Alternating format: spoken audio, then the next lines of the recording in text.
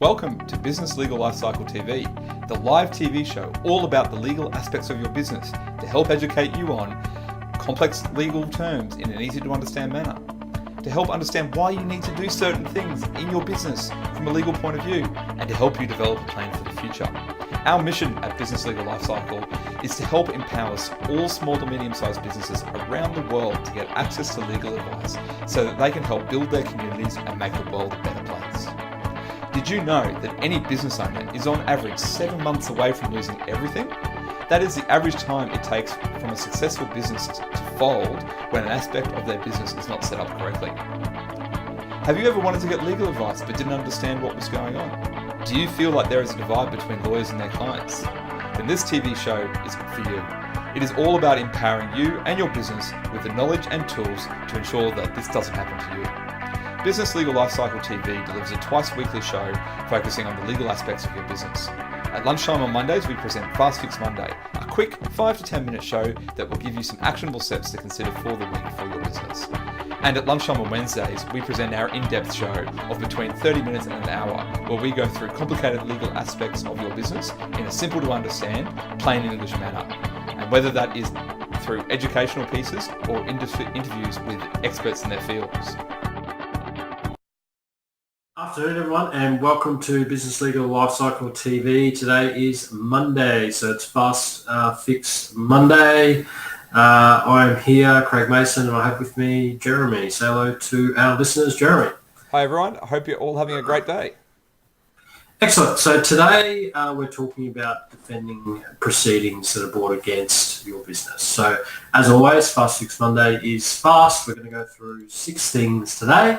As always, if you've got any questions, please let us know. Make comments on Facebook, wherever you might be listening or viewing the video. So, Jeremy, you want to kick off with the first one? Yeah, so the first one is don't panic.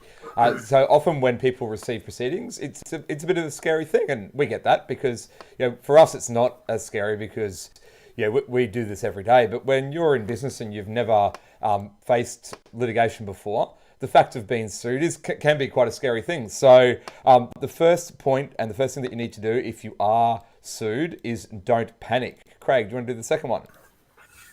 Flowing from don't panic is get advice. So as always, we encourage all of our business listeners or viewers to have a team of advisors that they can contact. And this is definitely somewhere where you should be getting advice. And get the advice early. Don't leave it to the last minute to get the advice about documents or a letter or whatever it is that you've received about proceedings from another business or someone else. Get the advice early. Number 3. Yeah, so number 3 is to have a look at whether or not a court can easily dismiss the case. So in court proceedings, there's a concept known as summary proceedings, and that's where you can bring a case to court quickly to have a court deal with it because the other side has no real prospects of succeeding. So that is an option if you think that it's completely without merit and that there's no reason to bring the proceedings, then you can go to court and get an order that is dismissed. They are difficult to get, I will say that, because most of the time a court will say that there's 2 sides to every story. There's your side, there's the other side's side, and the truth is somewhere in between. But if you can show that it's completely ridiculous and it should never be brought, then you can get the court to dismiss the case. Craig, number 4.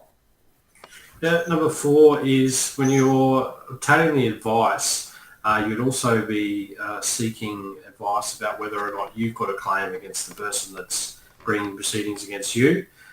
In most jurisdictions, if you've been sued for something and you say, in fact, that person owes you money or there's a cause of action against them, then you bring that normally in those proceedings. So it's all heard together. It's called a cross-claim or a counter-claim, depending on where you are, where essentially you're now the plaintiff and you're proceeding against the defendant. And as I said, they're heard together. So you need to give careful thought about whether or not you've got your own claim to make in the matter. Number 5, Jeremy. Yeah, so number 5 is, can I still settle the matter once I have been sued? And the short answer to that is yes. Until you have a trial, a matter can be settled by agreement between the parties. In fact, courts love when matters are settled without them having to make a decision, because obviously there's an administrative burden. And also, when you go to court, whether or not you're no matter which side you're on, you'll never be happy with the decision, because, as I said before, the judge will always look for a middle ground to actually resolve the matter. So it's always open to settle a matter before it goes to court. Some industries, it's very famous. The insurance industry, that often they'll settle just before proceedings go to court. But so you can settle it, and you should always keep an open mind that you might want to settle that, depending on the matter. So, Craig, the sixth and final one. Yeah, absolutely. Lucky last is, will I have to pay the other side's costs? So it depends on what happens, but yes, definitely there's a high chance that if you are unsuccessful in defending a claim, that you're going to have to pay the other side's costs and vice versa. So definitely something as you're going along defending proceedings. Your advisors will be talking to you about the potential costs ramifications, and there are ways to try to protect that, but it's definitely something that's going to come into consideration, particularly if it's going to be at a settlements conference or a mediation or something like that, that there is a risk that you may have to pay the other side's costs, which could be quite high depending on how much the claim is for and which court, etc. So that's number 6. Jeremy, do you want to summarise, or are we done for today? Yeah, I think that's the 6 things that we have for today's show. As always, please like this video, and if you haven't liked our Facebook page before, please like the Business Legal Lifecycle Worldwide Facebook page.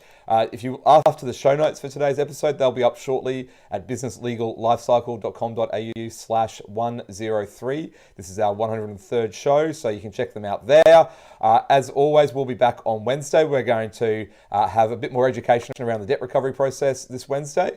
And if you want to know anything more, please feel free to email us at lifecycle@jeremystratton.com, or if you make comments on our Facebook page, on the video, if you're watching this on YouTube or Periscope, please feel free to make any comments there, and we'd be happy to help out and make sure that you're comfortable if you're in one of these situations.